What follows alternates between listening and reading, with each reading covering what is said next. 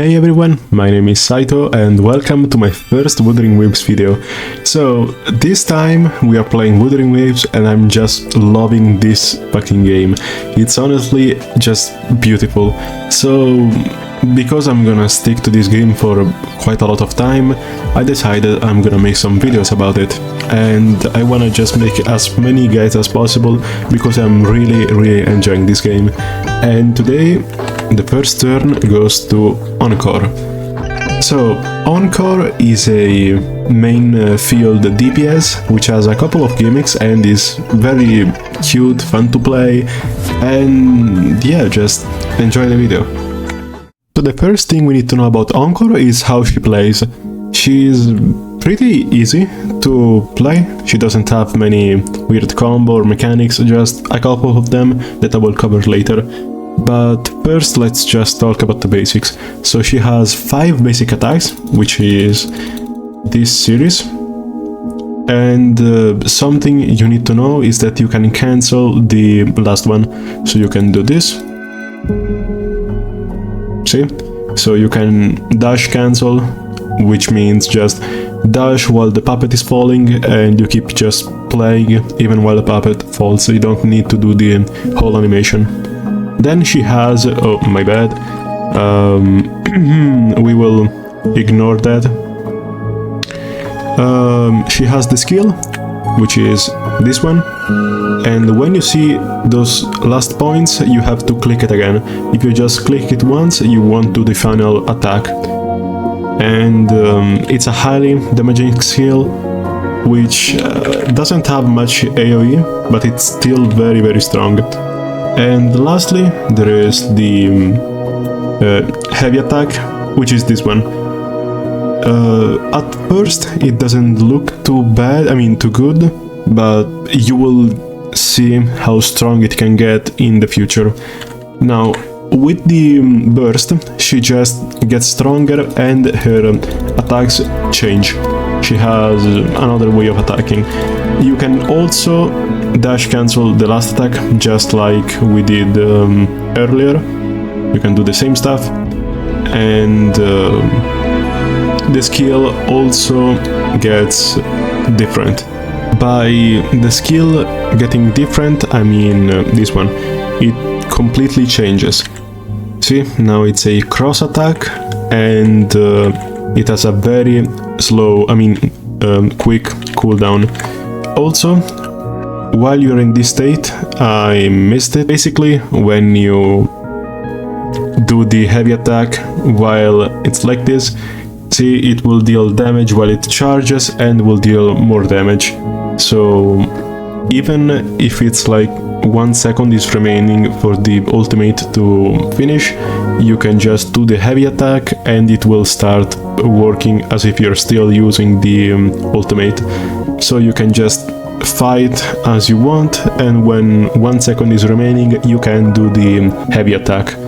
But now let's go over just a couple of gimmicks that you can still use with both her and a teammate. As I was saying, you can just do the skill, then you switch to this one, then you go back to her and you can do this one. So she remains on the field while she does the skill and the ultimate, the heavy attack, but only during her ultimate. And this means that you can just do the skill and she will stay on the field, and in that duration you can switch, do an intro attack and then switch back to her to the skill finisher. However, if you don't have the intro ready, you won't be able to do this stuff. So you must remember that you have to have the intro ready. So do the skill, then switch back to Rover or whatever, and then immediately after switch back to her and do the skill finisher. The last gimmick she has is the one with the burst. So if we go like this and we do all the stuff and etc., we can charge this up and see, she remains on the field. So you can just switch back to Rover or any character you want, really, and she will stay on the field until she finishes doing the heavy attack. So you won't be forced to just, you know, stay on the field and lose so much time just standing still. This is very, very, very strong. It's one of the best moves she had, but only if you do it like that. Otherwise you're just standing still for 5 seconds and it's terrible. And now it's time to talk about her weapons. So the first one is by far the strongest and is Cosmic Ripples. Cosmic Ripples increases both the energy regeneration and the base attacks, and it can, you know, stack up to 8 times. So it just boosts up base attacks way too much, and she really needs base attacks. So it's incredibly good, and if you have it, just put it on her. Then we have the Guardian Rectifier, which increases both the basic and heavy attacks, and she uses both, so very good. Then we have the Rectifier of Night, which increases the attack when you use the intro, and mine, which is a Jinzo Keeper, which does almost the same, but also increases the HP. Though, of course, it increases the attack a bit less compared to the Rectifier. And lastly, we have the Variation, which restores energy when you use your skill, so it just is made to get the ultimate quicker, because she really relies on it, and it's very good. However, if you have any other option at first, you know, when you're in an early game, you can just put it on her, because she, by herself, she already does way too much. Now we have the echoes. The echoes are pretty simple. You have 3 main sets that you can go into.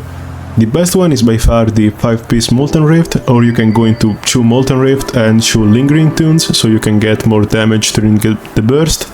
And you can also do 2-piece Molten and 2-piece Moonlit Clouds, so you get more energy recharge and just use the ultimate way more often. For the cost pattern, it's the one I'm using right now, so it's 4-3-3-1-1. So for the 4 you do either crit rate or crit damage. For the 3-piece it's always fusion damage bonus, and for the 1 either attack or energy recharge.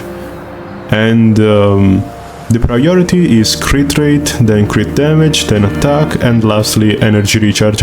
That's because you should use like Yang if you wanna do more energy recharge, and in general she doesn't need it that much, because you know, you get it pretty easily anyway. Also, I forgot to mention the most important part. The echo skill that you should always use is the Inferno Rider, because he deals so much damage and he buffs both of your fusion damage and basic attack. So always use that, and you can also get him pretty easily just from the boss till you get a good one. Now it's time to talk about the teams. So as for right now, there are only a couple of teams that really work with her. Though if you're new to the game, you can really just put Encore and 2 random guys into your team. Like she does so much alone, as I said so many times already. So this is like if you wanna go against actually heavy bosses and hard challenges and stuff like that. So this is the one I'm using. The Monk is an interesting choice, because normally you go Encore, the Rover, and you often choose Baiji or another healer, you know, if you don't have the 5-star. And I decided to put Jianxin, I don't know how to pronounce it, because she can give up a skill, I mean a shield, and the shield is very useful for Encore, because otherwise she can be very, you know, she can get a lot of damage, because most of the time she has to stay still. If you wanna like cancel the basic attacks, you have to do all of them, and the skill has her requiring to be standing still, so that's a problem. So just having a shield really helps, also considering it heals too. And the reason why we are using Rover is not only because she is a sub DPS, but also for the time stop outro, which really helps Encore. Now we have this one and this one. Both of them are focused on using their outro, because Yang and Sanwa have a very strong outro which can boost up Encore. So Yang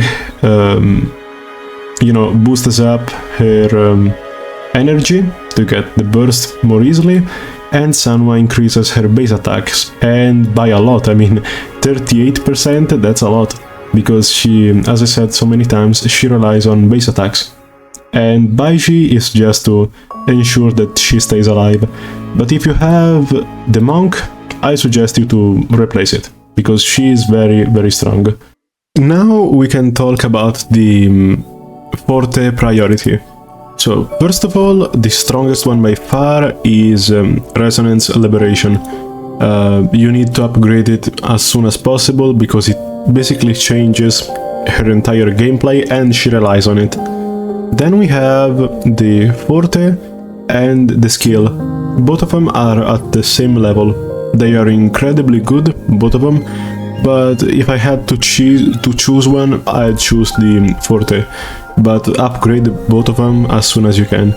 Then we have the basic attacks, which are strong, yes, but most of the time you have to worry about the basic attacks of the Liberation, so they get kind of overshadowed, but you need to upgrade them too. And lastly, there is the intro skill, which is the most generic intro skill ever, so you can upgrade it lastly. However, you have to remember that she is a main DPS, she has to deal a lot of damage, so at the end of the day you need to upgrade them all. Like, it's not a support that needs like only for a skill or a burst to be upgraded, she needs all of them. So you just upgrade these first, but then upgrade them too. Lastly, her last two traits are this one, which is very good because she will always be above 70% HP, hopefully, and this one, which just increases her fusion damage by 10%, which may not seem a lot, but it really is at the end of the day. So honestly, you should upgrade all of this, because this is bonus attack, this is bonus fusion damage, and you should just upgrade all of her skills at the end of the day. So if you have the materials, spend them on her, because it's a really good way of spending materials. Let's talk about her I can still call them constellations, okay? Resonance chain doesn't sound good. So the first one is kind of good, actually, because it's even stronger when you use it during her burst, because it will allow you to use a buffed version of the skill. However, when you are not doing the burst, it gets kind of bad, because the skill does take a bit of damage, and it's better if you use it during the burst. So it's kind of good, but there are better ones. This one is good though. This one restores a lot of energy, and it's very important for her burst. Now we have this one, which is very strong. It increases the damage of her heavy attacks, so the explosion will be much stronger. This one is very, very strong. It's incredibly good, and it allows you to go into more original versions of your team, because you can, if you have the C4, you can just go into more fusion-based team.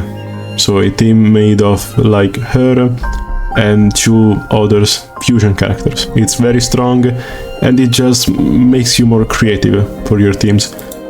Now this one is just straight up good, they didn't think much about it, and this one is strong.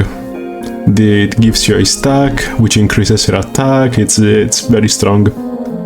Overall, you can spend your stuff on Encore, because she can do a lot of stuff with her. Though there are so many 5 stars which are very strong with more constellations, but she is one of the best ones. So we are back here, and here are my final thoughts. I honestly think Encore is one of the best characters in the game for now. She's not the strongest DPS dealer in the game for now. There is Calcharo, which is also a standard character, but she's by far the easiest one. Like, Calcharo needs a lot of combos, he's pretty complicated, while she's very easy. Just do this stuff, and yeah, she's very free-to-play friendly, like her sets are easy to obtain, and she's just so much fun. So if you're a new player, you can learn just these couple of tricks she has and just have fun with her. She will carry you if you're a new player. She's very strong even in endgame, so yeah, pull for her. Now, I don't know if you should choose her as your 5 star, but if you want to, you really should. Like, she's very fun, she's strong, and she's easy. I don't know what else to say. And yeah, if you enjoyed the video, remember to put a like and subscribe, and I'll see you in the next video. Bye!